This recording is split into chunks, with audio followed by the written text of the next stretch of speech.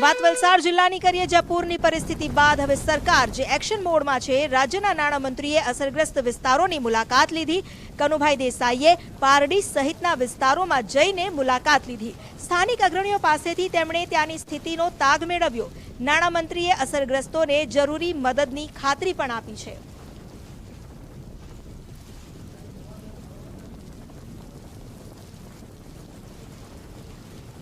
વલસાડ જિલ્લામાં આવું અભૂતપૂર્વ વરસાદ તાંડવ કોઈ વખત થયું ન હતું.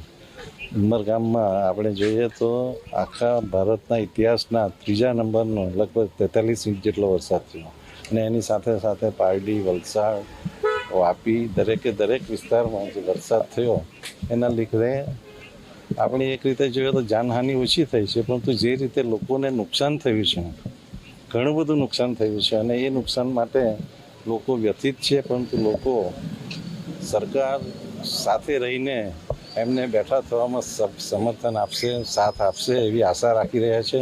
અમારા ઘરમાં પાણી ભરાઈ ગયેલું બધું, પછી અમને ખબર પડી કે પાણી ભરાઈ ગયું. અમને બધાને ઘરમાં પાણી ભરાઈ ગયેલું.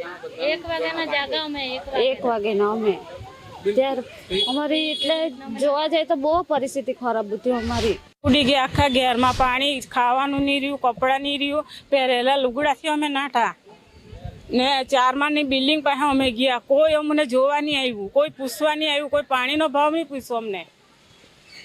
પછી અમે કોને કે કોઈ નહીં આવ્યું, અમને ગામવાળાએ ખવડાવ્યું, કોઈ નહીં આવ્યું.